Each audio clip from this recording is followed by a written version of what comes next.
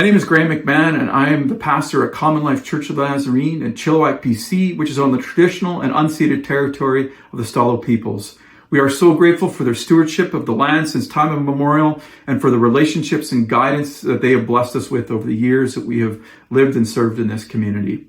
In November, our church moved the location of our worship gatherings to the chapel at the Ruth and Naomi's Family Center in downtown Chilliwack. Ruth and Naomi's is a faith-based organization that serves marginalized people groups in our community. The Family Center is a 6th-floor apartment building that provides affordable housing for low-income families. It's a building I'm very familiar with personally because the housing program I used to lead we had housed several families in that building.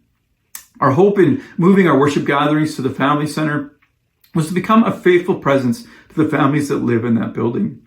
Within the first month of us meeting there, a young single mother named Emily and her 1-year-old child joined us one Sunday morning. And right away, she connected with our little church community. Different members of our church would take time to visit with her and hear her story and to connect with her and her daughter. We have an interactive teaching time during our services, and she was contributing her thoughts and insights into scriptures we were studying. And our daughter is an absolute ray of light that our youth love working with during our children's time.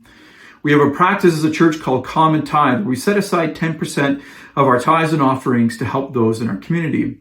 Emily caught on to this right away and identified a single mother who was an infant whose stroller had just fallen apart. She didn't have any money to be able to replace it. And so Emily found out what she needed and connected with some of the women in our church. And together the women were able to find a stroller that more than met her needs. And Emily was able to take the stroller and give it to the single mother and bless her with it.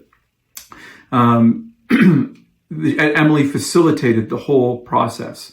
Emily has also herself been on a journey of recovery. And in early 2023, she invited us to come celebrate with her 1-year cake with her AA group. It was a privilege to be there and hear the words of encouragement spoken over her and to be able to know and see how hard Emily has worked in her journey of recovery, and especially in becoming and being a mother who has had to overcome so many incredible obstacles to provide a safe, supported, and nurturing home for her wonderful daughter, which she has more than done.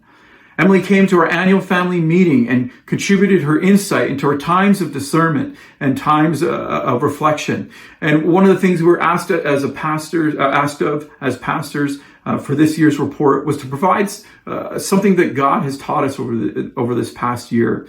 And for me, God has taught me so much through Emily. The thing that he's taught me is that God is active in everyone's life long before we meet them as church communities. As churches, we do not have the corner on the market of God's activity. We are not service providers with all the resources trying to help people in our neighborhood who have nothing to offer. Instead, we need the people in our neighborhood and they need us. And Emily has been a living embodiment of that.